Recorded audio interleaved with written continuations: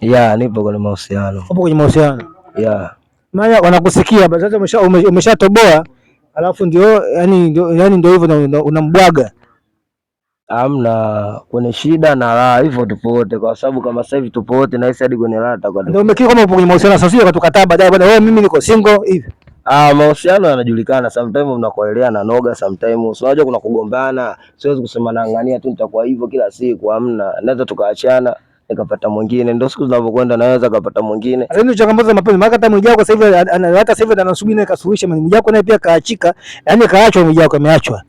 Ndio inavyokuwa, ndio inavyokuwa. Ndio maana unajua katika mapenzi bro, wakati upo katika mapenzi lazima uwe na mtu ambaye yani kama wewe unavyokuwa na mwenzio katika mahusiano, hauwezi ukawa na mwenzio tu katika mahusiano. Yule mwenzio naye na mwenzake na lazima uwe na mwenzake, tusonkopeane.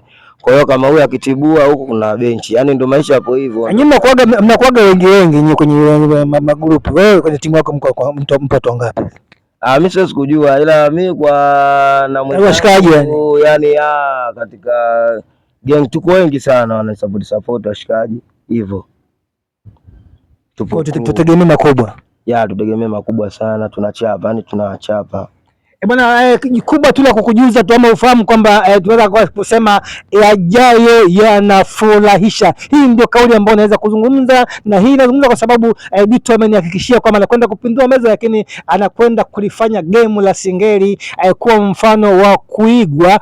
Muda wetu si rafiki sana, ni kushukuru kwa muda wako, lakini pia uendelee kuangalia vipindi vingine ndani ya Jaza TV iliweza kukizi vigezo vya kifamilia. Ni kusii tu kwamba gusa maandishi mekundu chini ya video yanaandikwa subscribe, lakini pia bofya kitufe cha kengele. Bwana like, comment, share na wengine. Hapo utaweza kutisha na utakuwa mzalendo wa nguvu. Ni kung'ata tu sikio kwa dhamini mkubwa kabisa wa Jaza TV, tunakujuza atunza mazingira ili mazingira yaweze kukutunza. Yaani Dito mazingira unayatunza. Natunza, ndio maana mwenyewe tunaona msafi nini, sio mchezo. Bwana kizazi sana. Nyama.